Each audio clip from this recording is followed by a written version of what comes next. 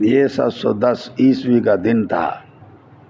Spain کے دارالحکومت تلیتلا میں صبح سویرے بادشاہ راڈرک کے محل سے ایک غلام ہرمسرا گھوڑے پر سوار نکلا اور سرپٹ گھوڑا دوڑائے جنوب کی طرف بڑھتا گیا۔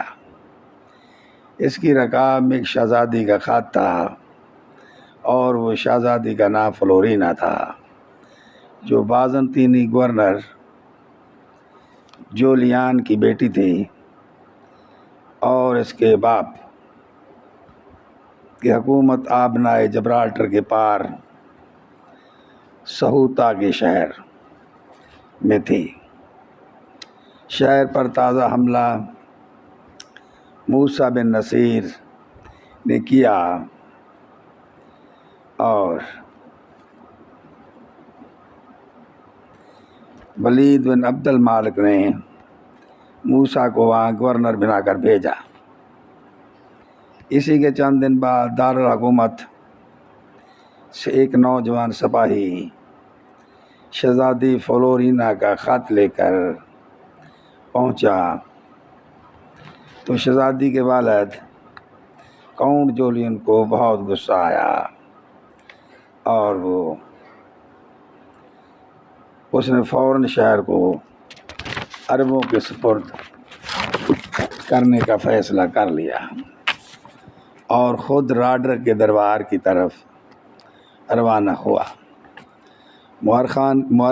مورخین کے مطابق اس زمانے میں شرفاء اپنی بیٹیوں کو تعلیم کے لیے بادشاہوں کے درباروں میں بھیجا کرتے تھے۔ چنانچہ اسی باعث کاؤنٹ جولین نے اپنی نور نظر بیٹی فلورینا کو تلیتلا کے محل میں بھیجا تھا۔ تاہم اب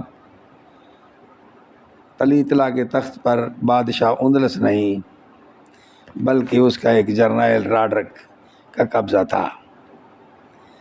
راڈرک نے فلورینا کو بے آبرو کر دیا، جس کا پورا واقعہ فلورینا نے اپنے باپ جولین کو اس گھڑ سوار کے ہاتھ لکھ بھیجا۔ موسیٰ بن نصیر جولین بھی دربار سے اپنی بیٹی کو لے آیا اور موسیٰ بن نصیر کو اپنے علاقے پر حملہ کرنے کا مشورہ دیا اور مدد کرنے کی یقین دہانی بھی کروائی۔ اس طرح موسیٰ بن نصیر نے 500 سپاہی بھیجے۔ جولین نے ان کی رہنمائی کی اور سمندر پار کرنے کے لیے انہیں اپنی کشتیاں بھی دیں۔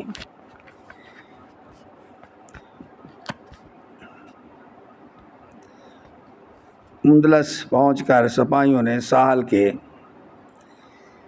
ساتھ ساتھ بہت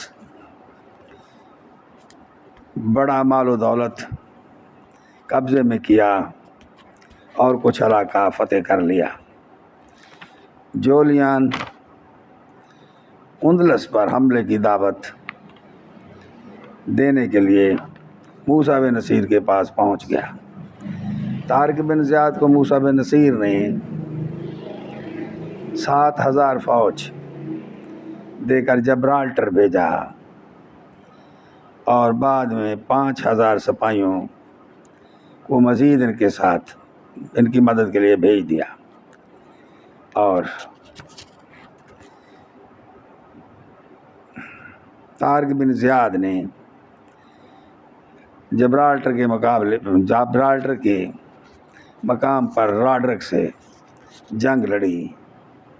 اس جنگ میں کلیدی کردار سابقہ بادشاہ وینٹیکا کے بیٹوں کا تھا، جو راڈرک کی فوج میں سردار تھے،